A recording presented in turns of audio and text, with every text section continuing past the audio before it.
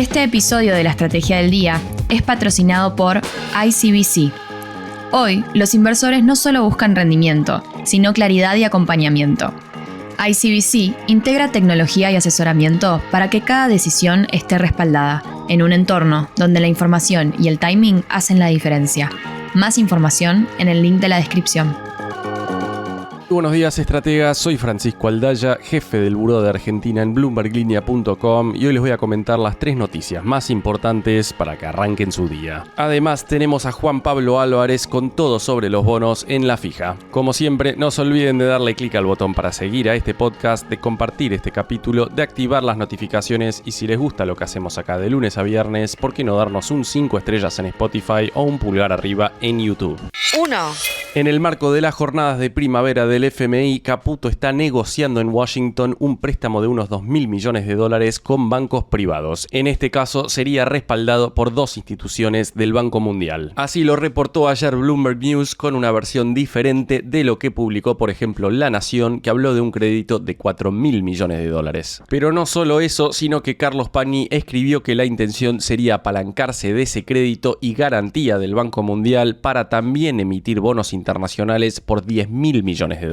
Bajo esa premisa, la garantía del organismo internacional ayudaría a bajar el riesgo país, en otras palabras, el costo de endeudamiento para el gobierno argentino. Lo cierto es que aunque el Banco Mundial confirmó públicamente que estaba trabajando sobre este tema de la garantía, no hay precisiones oficiales sobre qué es lo que tiene Caputo en mente en el mediano plazo, al menos no por el momento. Recordemos además que según Bloomberg News, el ministro dijo en Washington el miércoles que podría no ser necesario volver a colocar bonos en Nueva York por otros 18 meses. Para seguir poniendo en contexto las cosas, Panamá accedió a principios de este año a un préstamo similar al que se habló para Argentina, con un plazo de 6 años, 3 de gracia y una tasa cercana al 5%. Es decir, mucho más barata que el 9 y pico que rinden los bonos argentinos en el mercado secundario actualmente. Los fondos en cuestión servirían para cubrir los vencimientos de la Argentina en julio, cuando el gobierno tiene que pagar más de $4.800 millones, sumando cupones, amortizaciones de la deuda reestructurada en 2020, además de multilaterales y deudas bilaterales. De acuerdo a las cuentas que lleva Portfolio Personal e Inversiones, entre los depósitos del Tesoro en el Banco Central, las licitaciones pendientes de los bonos AO27 y AO28 y este nuevo crédito con aval multilateral, ya sea de $2.000 millones o $4.000 millones, el pago de julio ya estaría cubierto sin sacarle reservas netas al Banco Central. Recordemos que este miércoles la Argentina alcanzó un acuerdo técnico con el FMI por la segunda revisión de su programa por $20.000 millones. Eso destrabaría a su vez un desembolso por $1.000 millones. Desde el broker AdCap destacaron que el gobierno acordó una política monetaria que se regirá con más metas trimestrales, además de pactar que las reservas netas suban $8.000 millones en lo que resta de este 2026. Desde Facimex Valores, en tanto, resaltaron que el momentum de reformas pesó más que las metas cuantitativas en esta evaluación. Por lo pronto, no se cumplió en esta revisión con la meta de acumulación de reservas. Pero les tiro un dato para poner las cosas en perspectiva. La deuda neta consolidada del Estado cerró el 2025 en 36% del PBI, que es una caída de 4,6 puntos y unos 18.500 millones respecto de antes de que llegara Milei al poder. Es además el menor nivel para un cuarto trimestre desde el 2018. Cierro esta sección comentándoles que ayer el Central anunció nuevos cambios para los encajes bancarios. En primer lugar, redujo del 75 al 65% la integración diaria mínima que va a permitir. Recordemos que en noviembre de 2025 ese piso ya había bajado del 95 al 75%. Y en segundo lugar, eliminó los plazos mínimos y máximos de los bonos elegibles para integrar esos encajes, ampliando el universo de títulos que los bancos pueden computar como liquidez regulatoria. Hasta ahora, los títulos públicos adquiridos en suscripciones primarias debían tener un plazo mínimo de 60 días para ser elegibles. Esto según marcaron desde el propio Banco Central, en línea con el acuerdo técnico con el FMI y apuntando a reducir la volatilidad de las tasas de interés. 2. Las provincias argentinas recuperaron gradualmente el acceso al financiamiento externo durante el 2025, con 4 jurisdicciones volviendo a emitir deuda internacional después de años sin novedades. Estamos hablando de Córdoba, Santa Fe, Entre Ríos y la ciudad de Buenos Aires. Sin embargo, de acuerdo a un informe de Moody's Local Argentina, el panorama panorama está lejos de estar normalizado. Por lo pronto, la provincia de Buenos Aires, Córdoba y la ciudad autónoma de Buenos Aires enfrentan calendarios de vencimientos exigentes en moneda extranjera y los márgenes fiscales se siguen comprimiendo. La calificadora resaltó que en el primer trimestre de 2026 las transferencias por coparticipación cayeron 6,5% interanual en términos reales. Además, la recaudación por ingresos brutos mostró una tendencia similar. Y Moody's también señaló que numerosos gobiernos provinciales redujeron la inversión en infraestructura, lo que podría generar necesidades adicionales de financiamiento más adelante. Para Moody's, las provincias con regalías hidrocarburíferas tienen una cobertura natural frente al riesgo cambiario, pero para el resto, la capacidad de sostener el acceso a los mercados será determinante. La nota escrita ayer por Belén Escobar en BloombergLinea.com cierra con el siguiente textual: esperamos que las provincias más expuestas a sectores como energía, combustibles, minería y agricultura se ubiquen entre las más favorecidas en términos de recuperación de ingresos durante la primera parte del 2026, mientras que el resto podría experimentar una recuperación más lenta y dispar.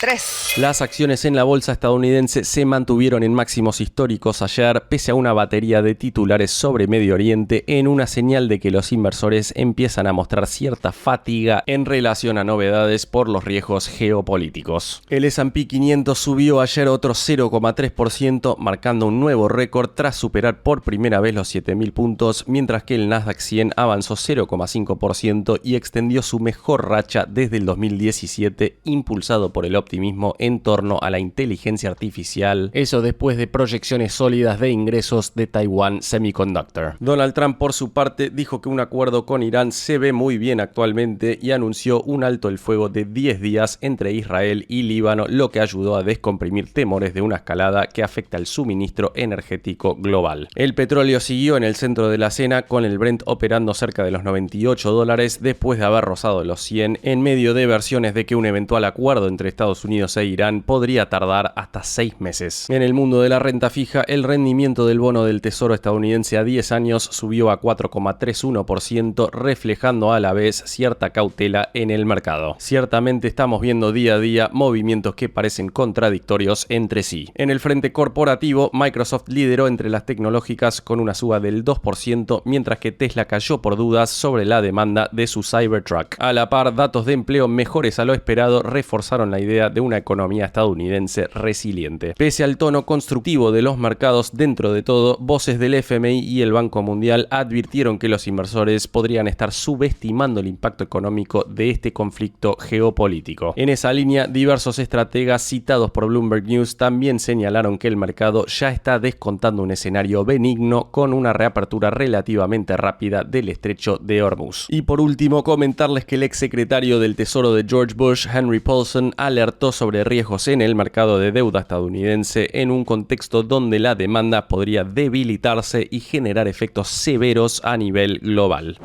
Antes de pasar a la fija con Juan Pablo Álvarez, veamos rápidamente cómo cerraron los mercados ayer. El S&P Merval quedó 0,2% arriba. En Wall Street, las acciones argentinas cerraron con subas de hasta 4,5% para Vista y caídas de hasta 2,7% para Mercado Libre. Los bonos en dólares cerraron con subas de hasta 0,3%, dejando al riesgo país en 518 puntos. El dólar blue, por su parte, cerró en 1.415, el MEP en 1.406 y el contado con liqui en 1.452 pesos. En el oficial, el mayorista quedó en 1.358 y el minorista en 1.380. En materia de tasas en pesos, la LECAP a mayo quedó en 23,7% y la caución a un día cerró en 16%. Finalmente, comentarles que el Banco Central compró ayer 75 millones de dólares y las reservas brutas cerraron en 45.631 millones de dólares. La fija. Y ahora, Juan Pablo Álvarez, contanos por favor qué está pasando en el mundo de los bonos. Buenos días, inversores, vamos a hablar de bonos. Esta semana nos toca reencontrarnos un día viernes, ya que el lunes, día habitual de la fija, los oyentes de la estrategia del día pudieron disfrutar de la entrevista con Nicolás Dujovne. En esta oportunidad, y sin más preámbulos, vamos a empezar la columna hablando con un experto de mercado. Hoy estamos en contacto con Damián Blasic, team líder de estrategias de inversión en IOL. Buenos días, Damián, bienvenido a la fija, es un gusto tenerte del otro lado. En primer lugar, me gustaría pedirte hace un análisis sobre la licitación de deuda que tuvimos el día miércoles. Considero que hay varias aristas o puntos para analizar. En primera instancia uno podría decir, bueno, fue una licitación positiva, ¿no? Considerando que vencían aproximadamente 7,8 billones de pesos, mientras se adjudicó prácticamente 10 billones, logrando inclusive adjudicar el 55%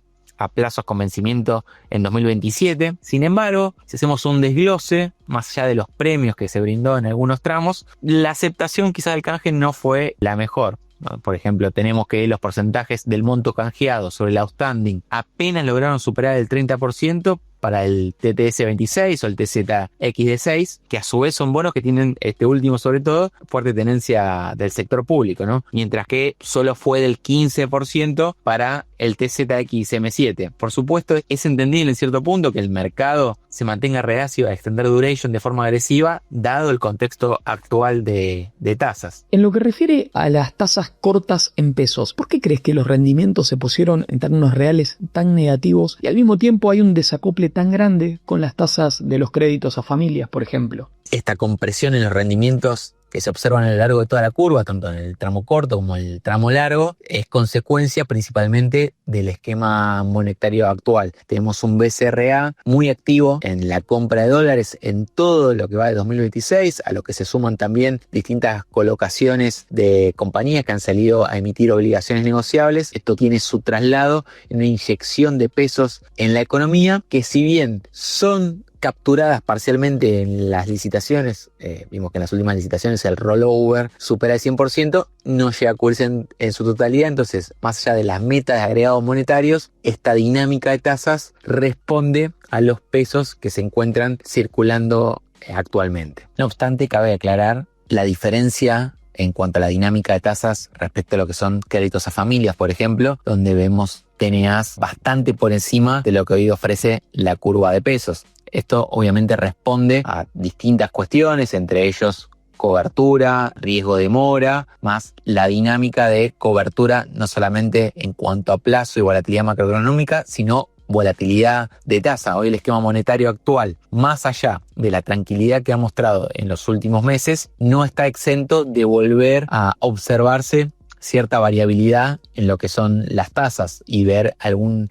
shock, como se ha podido observar en algunos meses de 2025. Pero acá me interesa resaltar un punto y el diferencial que existe respecto a los adelantos a empresas, donde ahí sí se observa una dinámica mucho más lineal o que replica lo que se puede observar en la curva de tasas en pesos, de los instrumentos en pesos. En este contexto de tasas, ¿cómo armarías hoy una cartera en pesos para quien busca manejo de liquidez? ¿Y cómo armarías hoy una cartera en pesos para quien busca retorno total en moneda local? En el actual escenario de retornos que comprimieron fuertemente en todos los instrumentos de pesos, como mencionamos, una cartera de corto plazo más orientada al cash management debería ser un mix de varios instrumentos. Por un lado, caución con un roleo diario combinada con una exposición a instrumentos de tasa fija, baja esta exposición, pero para permitir bloquear algo a TNAs de en torno al 22%, como puede ser a través del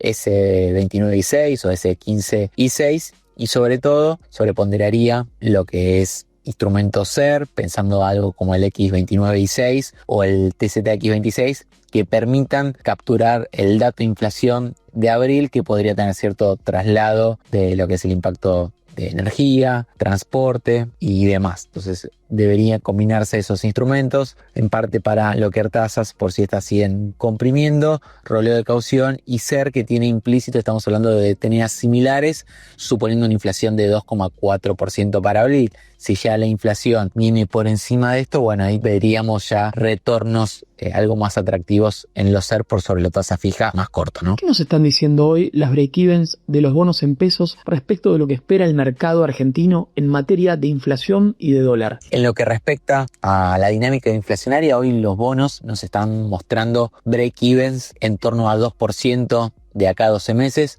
algo que plantea un escenario bastante disímil respecto de lo que veíamos hacia fines de 2025, con break-evens más cercanas al 1%. Esto es consecuencia de la dinámica inflacionaria que se experimentó recientemente, producto del conflicto en Medio Oriente, en la suba de energía que impactó en el dato de inflación, en la línea de transporte, también algunos elementos estacionales, rezago de la suba de carne y demás. Esto ha reconfigurado las expectativas, situándolas más cercanas a una inflación de 27% para los próximos 12 meses, tomando en cuenta las break-even de los bonos. Mientras que en el plano cambiario, la situación que hoy se puede observar implícitamente a través de los bonos, básicamente es una extensión de este momentum de apreciación. Lo que se infiere es un tipo de cambio real que no se depreciaría de acá a 12 meses. Básicamente tomando lo que rinde un instrumento en dólares, en torno a 4% ley local, mientras que podríamos mencionar un escenario de inflación estadounidense a grandes rasgos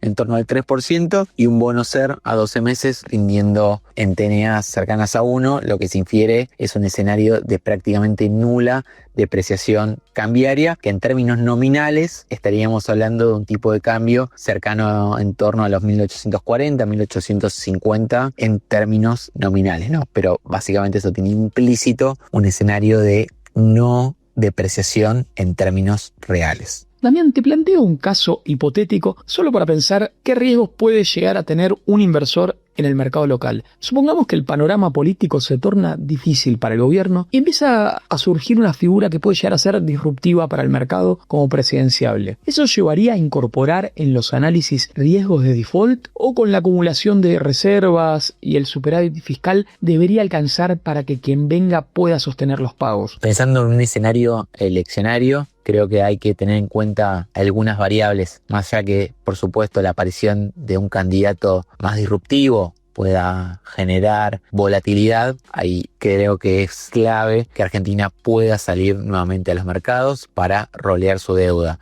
Más allá de la gran performance en cuanto a acumulación de reservas que se vio en este inicio de 2026, más el déficit fiscal de cero, esto por supuesto contribuye, permitió la compresión fuerte del riesgo país que vuelva a los 500 puntos básicos. Repito que será clave la posibilidad de salida a los mercados, más allá de si aparece o no candidato disruptivo. Tenemos que tener en cuenta que para 2027 Argentina tiene que afrontar deudas de bonos por en torno a los 10.000 millones de dólares. Entonces, ya visualizando ese panorama, será clave esta salida a los mercados que mencionaba para reducir el ruido por fuera de los candidatos que podamos observar. Obviamente que la acumulación de reservas y esta dinámica de 2026 contribuye a una compresión del riesgo país, a mejorar los distintos indicadores macroeconómicos que permitirían salir en mejores términos o a mejores tasas de interés y rolear la deuda, que en definitiva termina siendo un factor determinante. ¿Cómo armarías hoy una cartera con exposición 100% argentina? Pensando en una cartera estructurada 100% con activos argentinos, acá primeramente tengo que hacer el disclaimer que este tipo de cartera estaría pensada para un público o un inversor ultra agresivo, pensando en la volatilidad intrínseca que tienen los instrumentos locales, no solamente renta variable, sino también renta fija. Es algo que experimentamos en las elecciones de medio término del año pasado, cuando inclusive luego de los resultados en provincia de Buenos Aires observamos una variabilidad en los precios fenomenal de activos que hoy son de lo más seguro que tenemos, por ejemplo los bopreales que rinden en torno a 4%. Entonces, habiendo realizado este disclaimer, creo que una cartera con exposición local, por supuesto, debería tener algo de equity. Acá nosotros privilegiamos, en términos generales, oil and gas.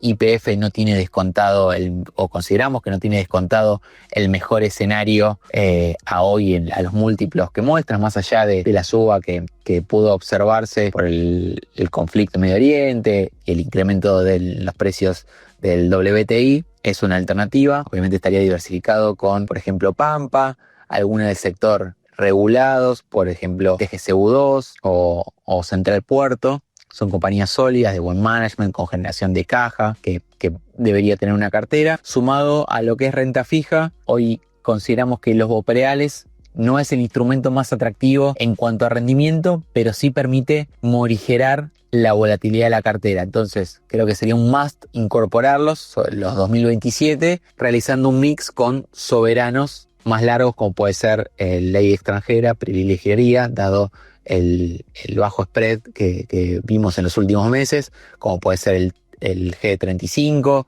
o el G41. Y en el tramo medio hoy estamos viendo mayor valor en el AN29. Y además, para cerrar con este mix de activos, habiendo mencionado renta fija, renta variable, podemos incorporar algo de subsoberanos con créditos de buena calidad crediticia, como Santa Fe y Córdoba. Serían dos alternativas que también incorporaríamos a una cartera con 100% de exposición a nuestro país. La frase del día. Antes de irnos, escuchemos lo que me dijo en una entrevista Jason Markczak, vicepresidente y director del Centro para Latinoamérica del Atlantic Council, el influyente think tank con sede en Washington. Lo que hemos visto en Argentina es un deseo del gobierno actual de cambiar la trayectoria del país, de pasar de repetir la historia a cambiar la historia. Es una oportunidad para convertirse en un destino de inversión seguro. Pueden leer la entrevista completa ya mismo en bloomberglinea.com. Esto fue un nuevo capítulo de la Estrategia del Día Argentina. Yo soy Francisco Aldaya, jefe del Buró de Argentina de Bloomberg Línea, y me podés seguir en X en @franaldaya. No se olviden de darle clic al botón para seguir a este podcast y a la campanita para que se enteren al instante cada vez que sale un capítulo de lunes a viernes. Espero que tengas una gran jornada productiva. Esto fue La Estrategia del Día Argentina, escrito y narrado por Francisco Aldaya. Producido por Arturo Luna y Daniela Hernández. Que tengas un día muy productivo.